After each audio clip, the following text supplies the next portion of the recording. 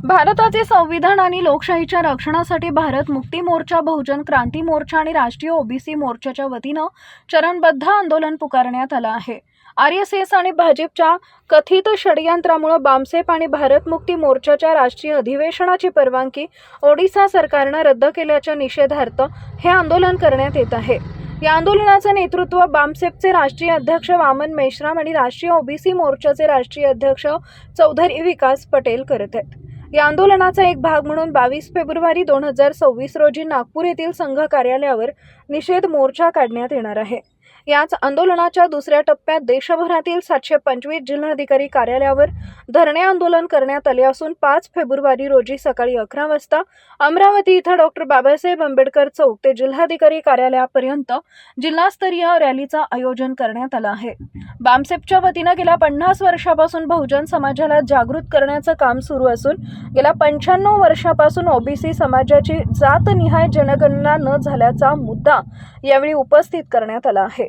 संविधानाच्या कलम 14, 19 आणि 21 अंतर्गत मिळालेल्या अभिव्यक्ती स्वातंत्र्य, संघटन स्वातंत्र्य आणि आंदोलनाच्या अधिकारावर घाला घातला जात असल्याचा आरोप यावेळी करण्यात आला। मी डॉक्टर पंचशीला मोहोड, भारत मुक्ती मोर्चा जिल्हा आंदोलन प्रभारी। तर आज दिनांक 5 फेब्रुवारी 2026 रोजी आम्ही इरविन चौक ते कलेक्टर ऑफिसपर्यंत रॅली काढली आहे आणि रॅली काढण्याचं कारण असं आहे की आमचे जे संविधानिक अधिकार आहे, जे मूलभूत अधिकार आहे, ते आरएसएस बीजेपीच्या इशाऱ्यावरून वर्तमान सरकार खतम करत आहे। बामसेफचं राष्ट्रीय अधिवेशन दिनांक 26 डिसेंबर ते 30 डिसेंबरपर्यंत ओडिशा कटक येथे होणार होतं आणि त्या अधिवेशनाला 2 महिन्यापूर्वीच परमिशन दिली होती, परंतु ऐन वेळेवर जेव्हा आमचे लोक गाडीमध्ये बसले 23 जानेवारीला, तेव्हा ती परमिशन तिथल्या प्रशासनाने, तिथल्या जिल्हाधिकाऱ्यांनी रोखली। आम्हाला ते अधिवेशन करण्याचं त्यांनी थांबवलं। हा संविधानाचाच अपमान नाही, तर हा प्रत्येक नागरिकाचा अपमान आहे। SC, ST, OBC मायनॉरिटीचा अपमान आहे। आमचे संविधानिक अधिकार वर्तमान सरकार नष्ट करत आहे। जे आरएसएस आहे ते बीजेपीला चालवत आहे।